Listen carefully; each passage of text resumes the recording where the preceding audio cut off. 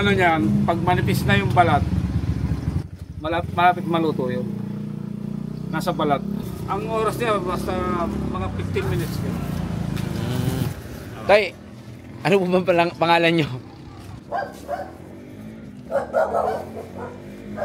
Ano po ang tawag sa inyo tayo dito?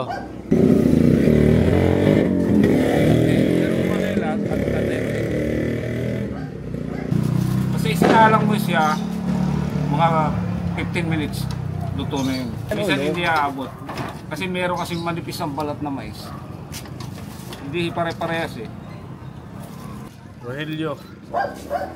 Ang palayo ko dito si Eyong. Tay, paano yan? Araw-araw yung inaangkat yung mais nyo? Every second day. Kasi nakita ko parang 150. Dalawang araw ko nang ibebenta yun. Tapos saan mo siyang iaangkat, Tay? Sa Pasig. Pasig, kasi doon ang mga bagsakan eh. Yan po ba tayo may mga iba-ibang klaseng uri ng mais? Halimbawa katulad, di ba Japanese yun? Ito, anong tawag dito? Ano yun eh, kung tawagin na fortune. Fortune mais o fortune corn? Tapos tayo, itong mga panggatong mo?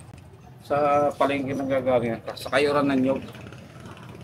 May nagsusupply sa'yo, ikaw ang umaangkat pa? Soy el fuego que arde tu piel. Sumu-order na ako doon.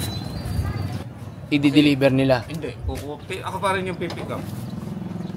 May epekto ba siya tayo kung iba yung panggagatong mo? Naglalasang usok pagka ako. Naranasan ko na kasi yun, may nagreklamo. Naubos yung bao. Ay ba rin lasa ng uling? Hindi, pag sa uling talo kayo. Kasi, halimbawa, sa uling, pag may balat na ganito, bago mo maluto yan, aabutin ka ng siyam-siyam. Ngayon, kung wala naman balat, ang mangyayari doon, luto yung kalahati, hilaw. Doon ako nagsimula eh, sa uling eh. Kumbaga yung sinasabi nyo tayo, mga ano na yan, sikreto ng mga ano na talaga yung naranasan na, kumbaga. What? Ayan tayo, kasi naisip namin parang ang hirap malaman kung luto na o nasa base experience na lang kung luto na siya o hindi. Sa tagal nung pag-iihaw, 20 years na eh.